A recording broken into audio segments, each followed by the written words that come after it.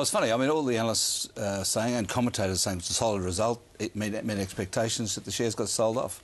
Yeah, well, everyone knows that David Thodey got an extraordinary dividend from the implosion of Vodafone during that period. You might call it the Nigel Dews dividend. Nigel Dews being the chief executive CEO of Vodafone. Vodafone had some famous stuff-ups with their billing systems, and also they didn't invest enough in the network. And of course, all these new devices we're using, they chew up huge amount of data. They overload the network, and Vodafone didn't have the capacity to support the load.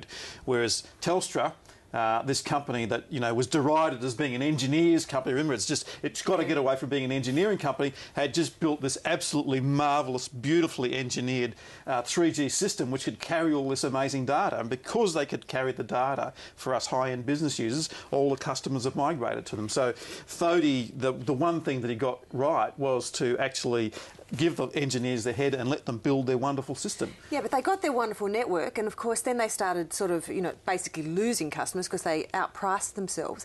But and obviously we're getting a lot of those customers, or they are back again. But let's not forget that 2 years ago they had to take $1 billion hit in order to invest in price and in getting those mobile customers back. But at the end of the day, the whole world's going mobile, and he's the only guy that's kicking goals at the moment.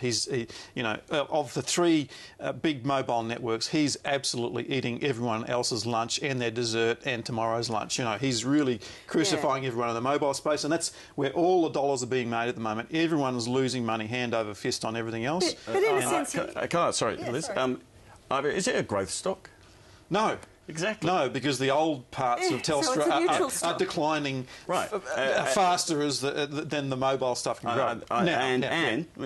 Whilst we're in front of an audience of massive Telstra shareholders again, it's probably worth saying it's a great income stock, but it's not a growth stock. It's come up from 255 to 330, 340, but it's not really on a growth trend. It could become a growth stock again when all of these old businesses shrink so much. But that's so far away. Yeah. Oh, no, 2 or 3 years out. All these businesses, well. I mean, in 2 years' time, Census won't exist. It's almost a non-business now. It'll be a non-business in 2 years. Won't disappear, of course, till the NBN comes in. No, but no one will make money out. Once the NBN is, no one will make any money out of fixed line. No one's going. It's just a commodity. It'll be. Everyone. The whole thing about Telstra now is how they're going to handle the NBN. The mobile is the current story. Yeah. The future story for Telstra is NBN and customer service based on being an NBN reseller. Yeah, but it's also a balancing act between trying to keep the old businesses, those high-yield businesses like the Yellow Pages and the Copper Network, going as long as they can, and balancing it off against the growth end. And for the last year and a half, 2 years, certainly they've been 5 years. They have been getting wrong the rate of decline in their old local loop phone business. Every year they get it wrong.